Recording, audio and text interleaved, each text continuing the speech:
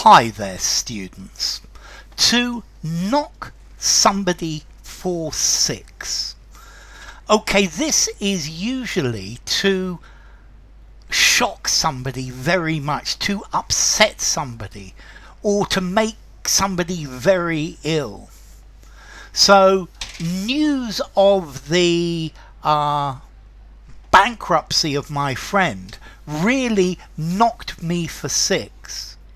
The experience knocked me for six.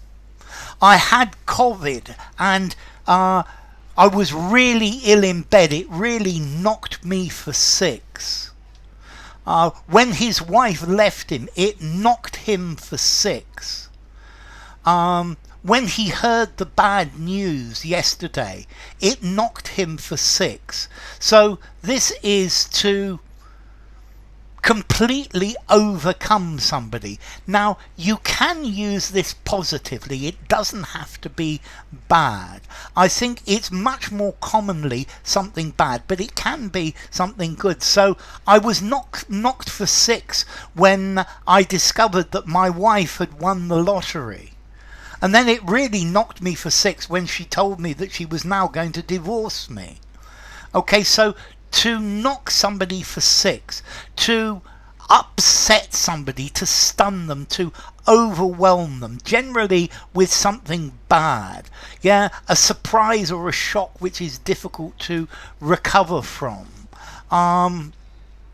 Okay, many people see being made redundant as something terrible in their lives, and it can knock them for six.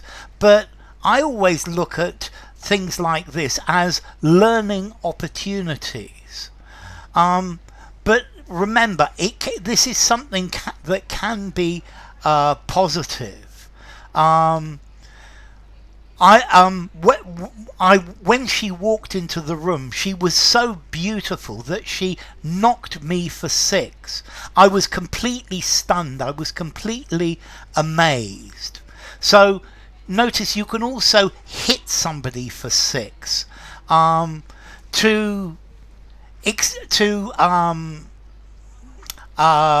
devastate somebody. When I heard the news of the accident, it hit me for six.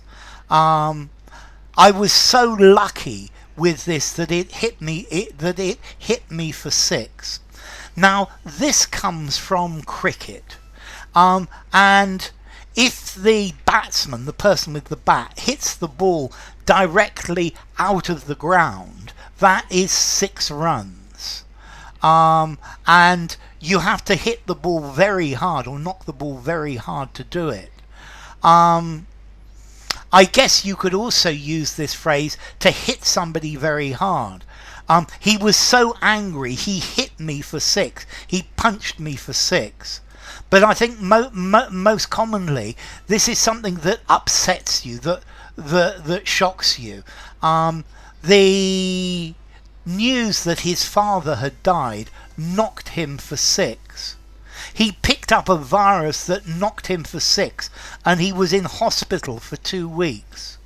But something can impress you as well. When I discovered that I had got the job as the boss of IBM, it really knocked me for six. I was quite amazed by it.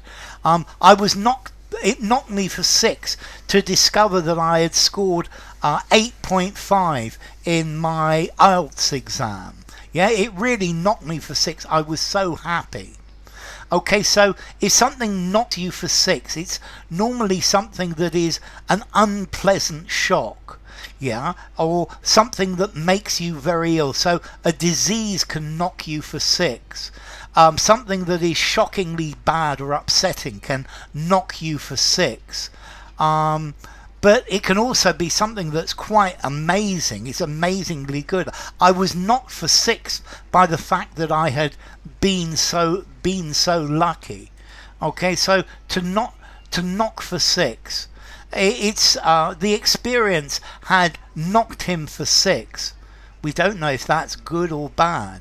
The news of the accident really hit me for six. So hit for six, knock for six as well. So something that blows your mind. The news of his friend's death knocked him for six.